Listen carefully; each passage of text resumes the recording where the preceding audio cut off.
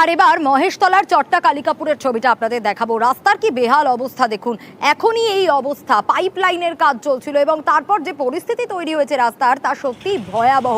কিন্তু এখনো তো অনেক বৃষ্টিরও বাকি রয়েছে, রাস্তার হাল তো ফেরাতেই হবে। সব থেকে বড় বিষয় এটাই হয়ে দাঁড়াচ্ছে। মহেশতলার চট্টা কালিকাপুরের ছবিটা আপনাদের দেখাচ্ছি।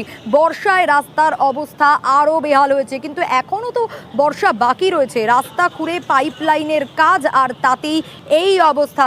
সমীরের কাছ থেকে বাকিটা জানবো। সমীর, এই যে পাইপলাইনের কাজটা হলো, তারপর আবার রাস্তাকে আগের জায়গায় কেন ফেরানো হলো না, ঠিক করা কেন হলো না? স্বাভাবিকভাবে তো এখনো অনেক বৃষ্টি বাকি রয়েছে, তাতে তো আরো বেহাল হবে রাস্তা।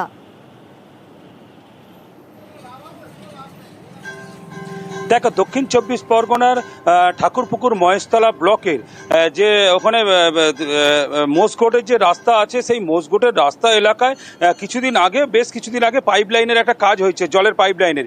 সেই পাইপলাইনের কাজ হওয়ার পরে এতই কাদা এবং অল্প বৃষ্টিতেই কাদা হয়ে গেছে, এবং যে কোনো গাড়ি থেকে সাধারণ মানুষ সবাই দুর্ভোগের মধ্যে পড়ছে। গাড়ি চালক গাড়ি ওখান থেকে নিয়ে গেলে গাড়ি আটকে যাচ্ছে, কেউ কাদায়, এবং মানুষ হেঁটে যেতে পারছে না। এই নিয়ে এলাকার মানুষ এবং গাড়ি চালক সবার ক্ষোভ উগড়ে দিচ্ছে যে এই রাস্তা পাইপলাইন হওয়ার পরে কেন এখনো পর্যন্ত কাজ হয়নি। আর অল্প বৃষ্টিতেই কাদা এতই কাদা যে মানুষ ওখান থেকে যেতে পারছে না। কোনো গাড়ি গেলে গাড়ি একদম বসে চাকা আটকে যাচ্ছে, সেই গাড়িকে ঠেলে তুলতে হচ্ছে অন্য লোককে।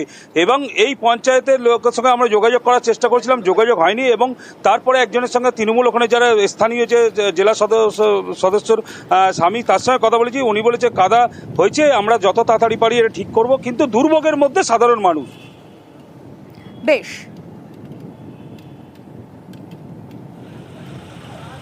বলছে রাস্তা খোলা আছে, ওখানে রাস্তা খুলে যে পাইপটা যে খুলেছে, বলে ওখান থেকে মাটিগুলো যে সরে গিয়ে বৃষ্টির জলেতে গাড্ডা হয়ে গেছে।